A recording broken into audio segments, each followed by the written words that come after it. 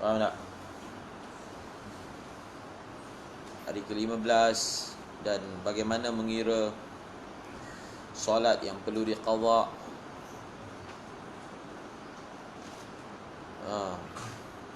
Itu ini adalah untuk bulan yang pertama. Bila bulan yang kedua, Mubtadi'ah ini sudah bertukar menjadi Mu'tadah. Faham?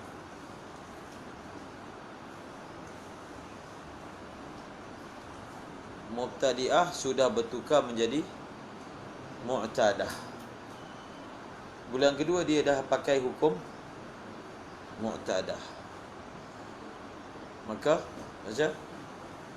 Sedangkan untuk bulan kedua dan selanjutnya, dia diwajibkan mandi setiap waktu-waktu darah yang dikeluarkan sudah berganti darah lemah. Bila bulan yang kedua, dia tidak perlu menunggu sehingga 15 hari. Tak perlu. Apabila darah kuat bertukar sahaja darah lemah, maka terus dia mandi. Faham? Mengambil adat bulan lepas, dia adalah mumayyizah. Maka dia apabila bertukar sahaja darah kuat kepada darah lemah, maka dia terus mandi. Faham? Dia terus mandi dengan anggapan bulan kedua juga dia mumayyizah. Terus mandi. Okey? Faham tak? Lagi? Dan pada bulan-bulan ini, dia tidak mempunyai hutang solat. Wallahu a'lam. Jadi untuk bulan-bulan yang seterusnya tidaklah berlaku hutang solat, kerana dia mandi pada waktunya, dia sedar ataupun dia dihukum haid ataupun suci lebih awal lagi berbanding pada bulan sebelumnya. Allahumma salli ala sayyidina Muhammad. Baca peringatan. 29. Jika wanita mengeluarkan darah 3 tingkatan, yakni kuat, lemah dan lebih lemah, maka yang dihukumi haid. Darah juga ada satu surah yang dibawa oleh fuqaha, iaitu darah kuat, lemah, lebih lemah. Qawi, dhaif, adhaf. Faham? Kalau berlaku darah keluar 3 tingkatan, bagaimana kita menyelesaikan masalah tersebut? Baca. Maka yang dihukumi haid adalah darah kuat, Darah kuat, darah lemah dengan 3 syarat, iaitu pertama, darah kuat keluar lebih dahulu. Kedua, antara darah kuat dan darah lemah tidak terpisah. Nanti dia bagi contoh. Seterusnya, Ketiga, jumlah darah kuat dan darah lemah tidak lebih dari 12 hari 15 malam. Contoh, mengeluarkan darah kuat 5 hari. jadi kuat kita buat 3 baris, lemah 2, sangat lemah 1. Faham? Jadi darah kuat berapa hari? 5 hari. 5 hari. Okey. Kemudian Darah lemah 5 hari. darah lemah 5 hari. Okey. Kemudian darah lebih lemah 10 hari. 10 hari. Ingat balik syarat dia.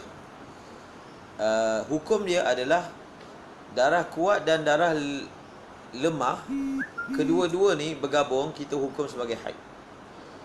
Darah lebih lemah kita hukum sebagai suci. Macam tu kaedah. Faham? Dengan beberapa syarat. Pertama,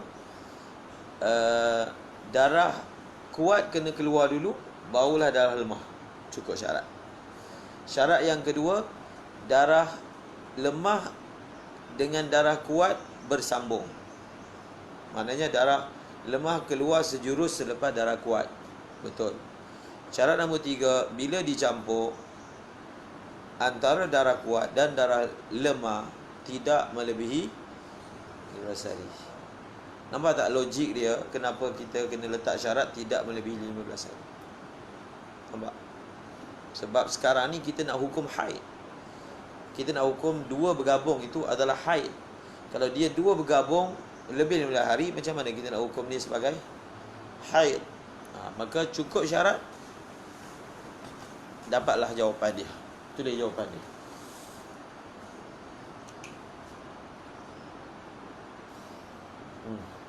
Haid.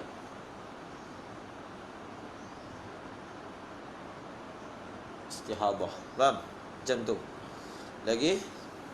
Maka darah kuat dan darah lemah dihukumi haid dan darah lebih lemah dihukumi istihadah. Lagi?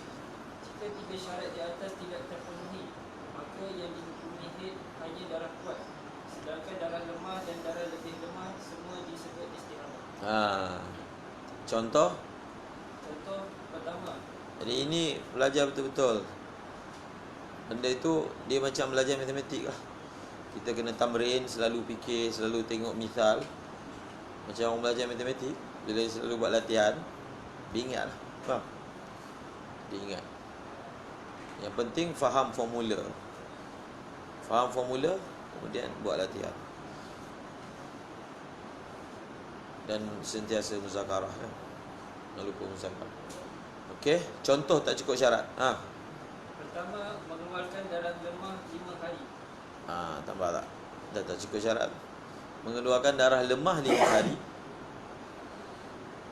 Lagi? Kemudian darah kuat 5 hari. Darah kuat 5 hari. Kemudian darah lebih lemah 10 hari. Darah lebih lemah 10 hari. Dhaif, qawi, adha'af. Ni syarat nombor berapa tak cukup? Syarat nombor berapa? Satu. Syarat nombor pertama. Betul ayat tu? Syarat pertama atau syarat nombor satu? Itu ayat yang betul. Nombor pertama betul. Nombor pertama. Nombor pertama tu dia sifat kan. Kalau dalam bahasa Arab tu dipanggil adat mausuf, adat wasfi. Wahid, ithnani, thani, thalith. Pertama, yang kedua, yang ketiga.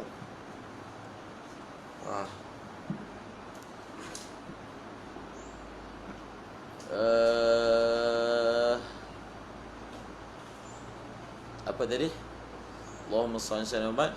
Tak cukup syarat yang pertama. Maka seterusnya, Yang kedua, mengeluarkan darah kuat 5 hari. tak cukup syarat. Maka kaedah dia, bila tak cukup syarat, darah kuat sahaja kita hukum sebagai haid. Selebihnya kita hukum istihadah. Tulis jawapan dia.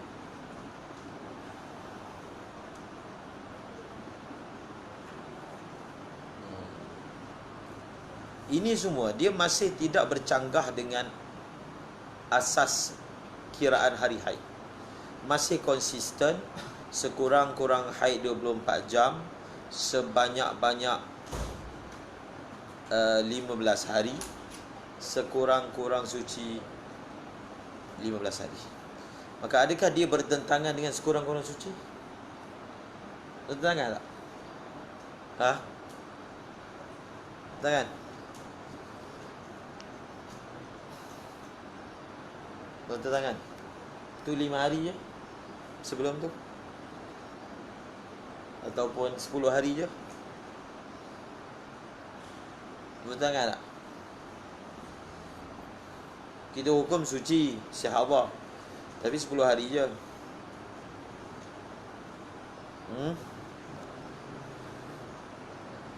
Bertentangan tak? Tak. Terang dah itu.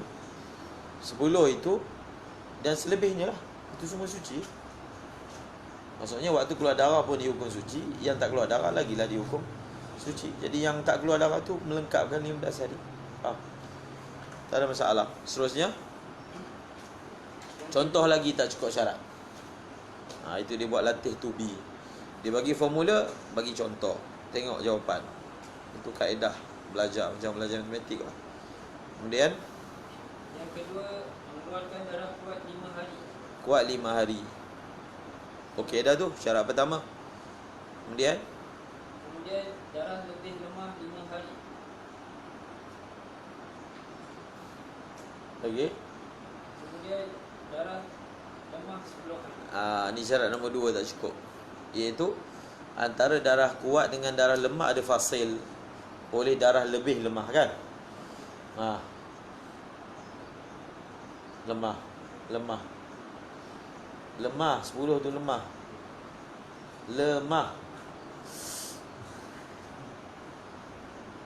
5 tu kuat. 5 lagi 1 lebih lemah. 10 tu baru lemah. Nampak tak? Jadi syarat nombor 2 tak cukup, iaitu tidak ada fasil, pemisah antara darah kuat dan darah lemah. Ada fasil. Maka jawapan dia sama, konsisten. Darah kuat adalah haid, lemah campur lebih lemah, kedua-duanya adalah istihadah. Okey. Habis. Seterusnya Yang ketiga, mengeluarkan darah kuat 10 hari. 10 hari. Kuat 10 hari. Lemah Kemudian darah lemah 6 hari. 6 hari. Syarat nombor 3 tak cukup. Kemudian darah lebih lemah 10 hari. 10 hari. Nampak tak? Apa syarat tak cukup nombor 3? Syarat nombor 3 ialah apa? Bergabung antara kuat dengan lemah tidak melebihi 15 hari. Sekarang 16 hari. Maka formula masih sama, iaitu darah kuat adalah haid, darah lemah campur darah lebih lemah, kedua-duanya istihadah.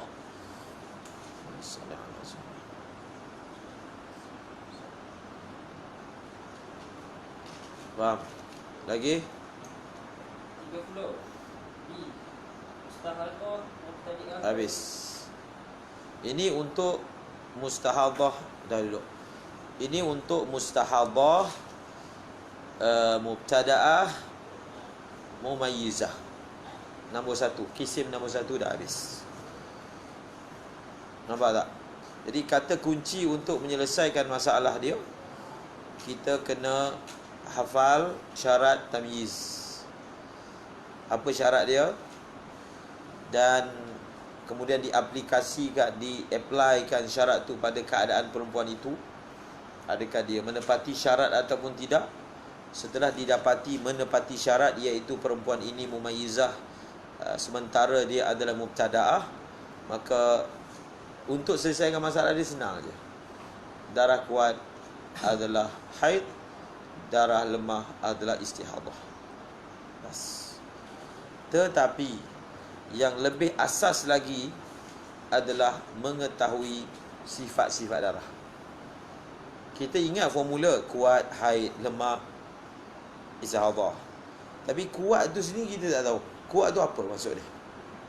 Ini masalah tak selesai juga kan? Betul tak?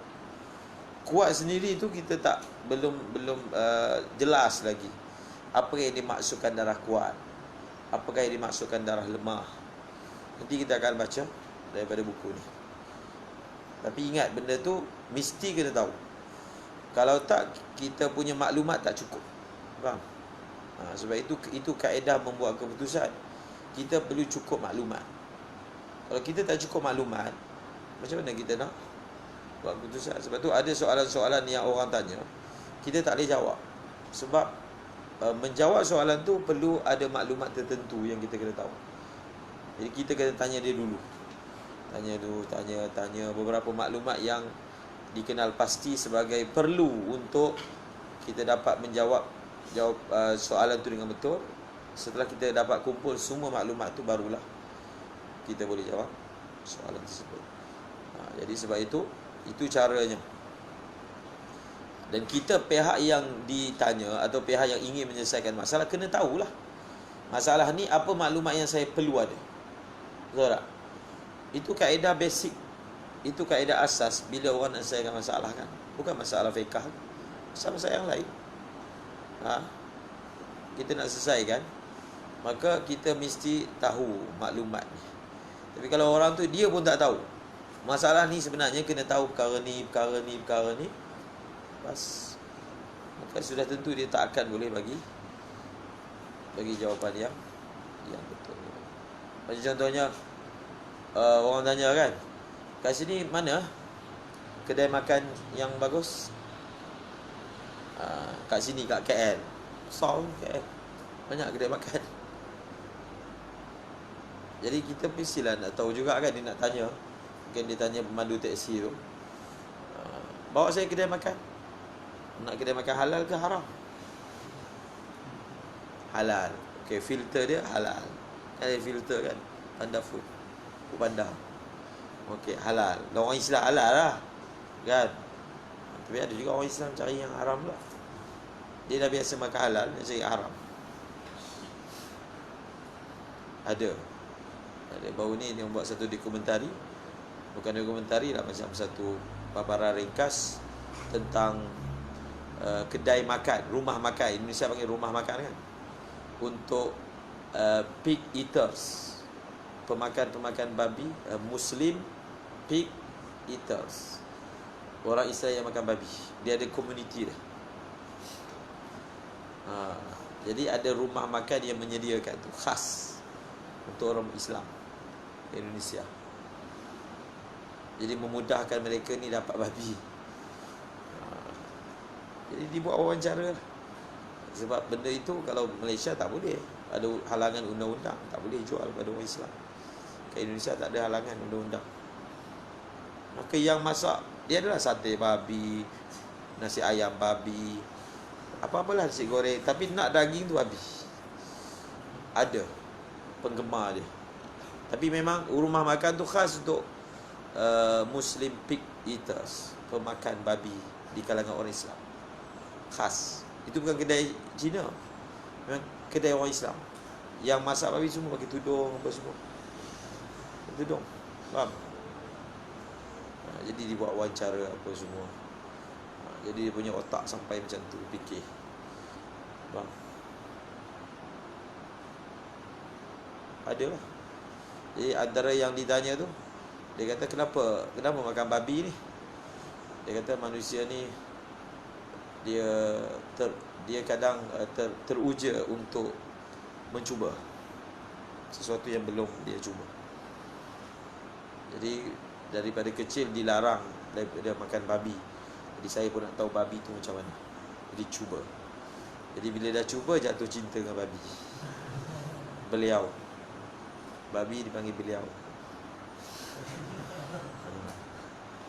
Jadi maka dia makan babi.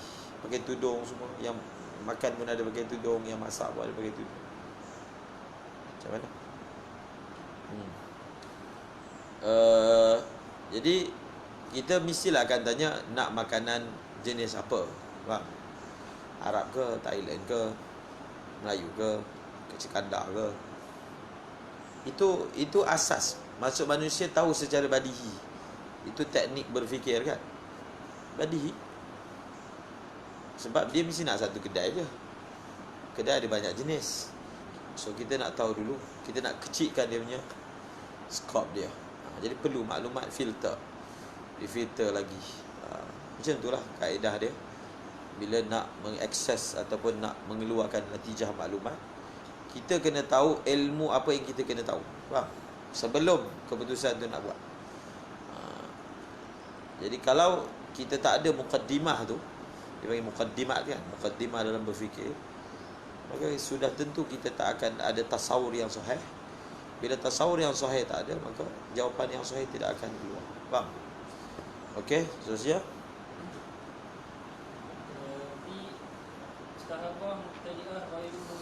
Yang ni senang je. Dia punya hukum senang je. Faham?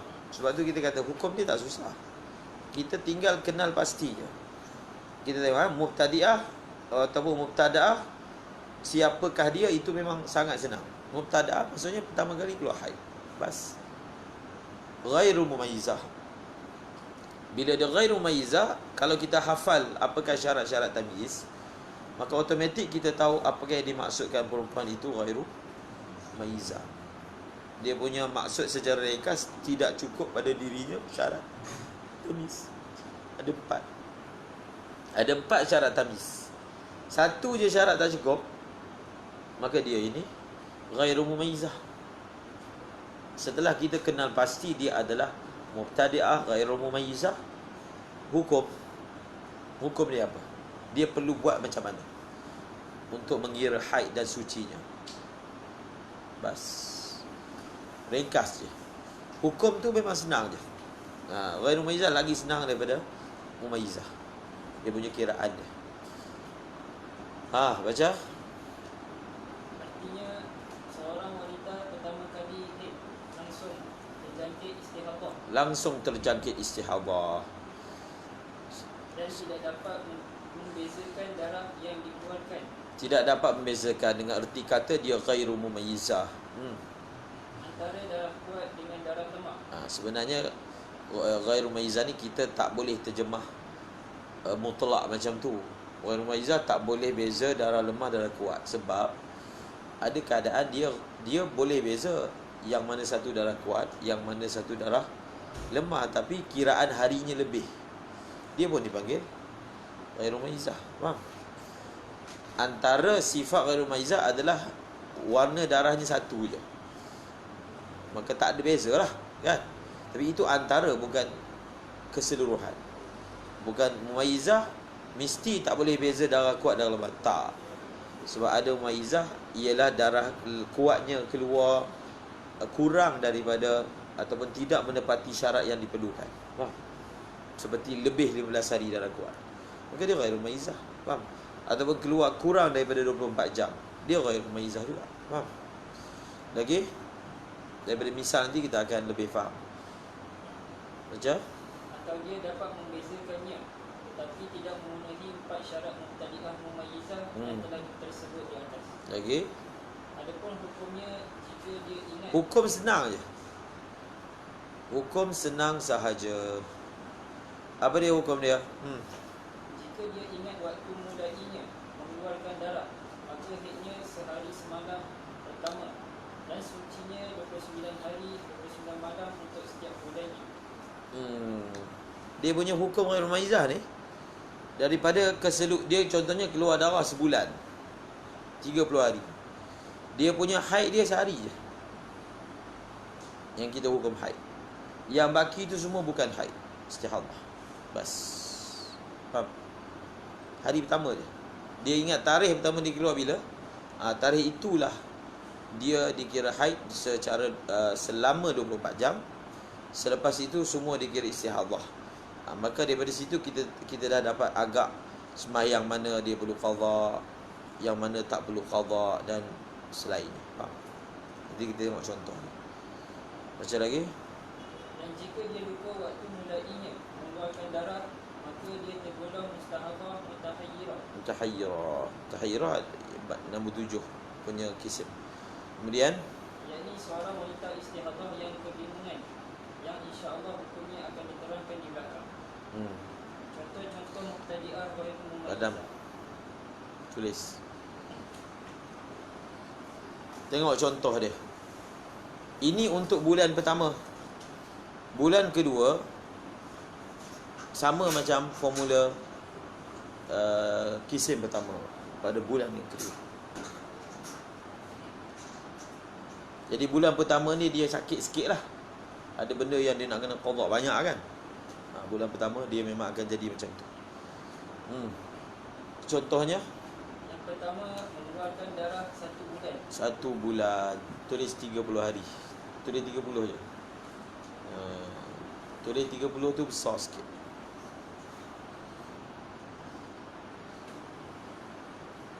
Tu besar. Boleh lah. Lagi? Semua sifatnya yakni lemah atau kuatnya sama. Sama. Contoh, semua sifat dia sama. Kita tak perlu tulis apa-apa. 30 ni sama. Jadi maka yang disebut haid hanya sehari semalam pertama. Sedangkan selebihnya disebut istihadah. Jadi cara nak buat jawapan dia, kamu garis bawah 30 tu, lepas tu belah 2. Satu belah di sebelah kiri dengan ukuran 1/4. Banyak sikit belah dia. Tarik garisan ke bawah. Lagi tarik lagi. Atas tu tak perlu ada dalam. Tak perlu panjang sangat. Bas. Okey, lepas tu di sebelah kiri tu tulis 1. Dah masukkan dalam kolom dia. 1 macam tu. 1. Kemudian yang di belah sini 29. Faham? Itu cara dia. Maknanya sekarang ni 30 hari tu keluar darah warna sama, straight. Maka kita kira hari pertama 24 jam itu sahaja haid. Baki 29 adalah istihadah. Jadi bawah 1 tu tulis H, bawah 29 tulis IST. Faham? Macam tu cara dia. Haid istihadah. Nampak tak? Sehari je. Bas. Dia punya soalan dia, budak perempuan ni bila dia nak kena mandi? Kita kena jawab soalan yang sama. Adakah dia mandi lepas cukup 30 hari tu? 30 hari keluar darah, betul berhenti. Baru mandi. Hari ke-31 baru mandi. Ataupun macam mana? Jadi itu soalan pertama, mandi. Yang kedua, solat berapa harikah yang dia perlu qada? Faham tak? Jadi sebenarnya perempuan ni bila hari ke-16 masih keluar darah dan darah itu masih konsisten sama warna dengan yang sebelum itu, maka dia telah pasti bahawasanya dirinya telah dijangkiti dengan istihadah.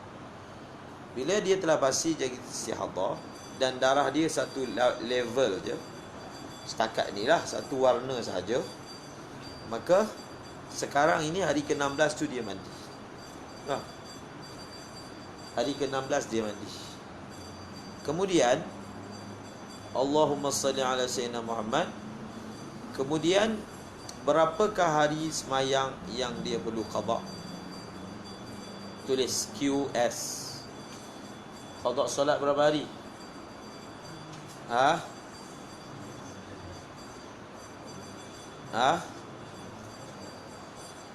Qada solat? Qada solat 14 hari. Qada puasa 15 hari. Yalah, berapa pula 15 hari? 14 je lah qada solat.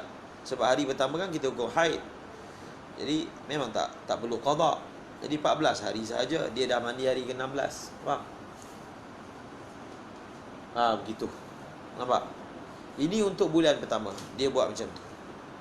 Bila masuk bulan kedua, cukup je 30 hari, kan? Bila contohnya dia ni keluar darah bulan kedua macam tu je, straight sebulan. Bulan ketiga straight sebulan. Untuk bulan kedua ini mubtadi'ah.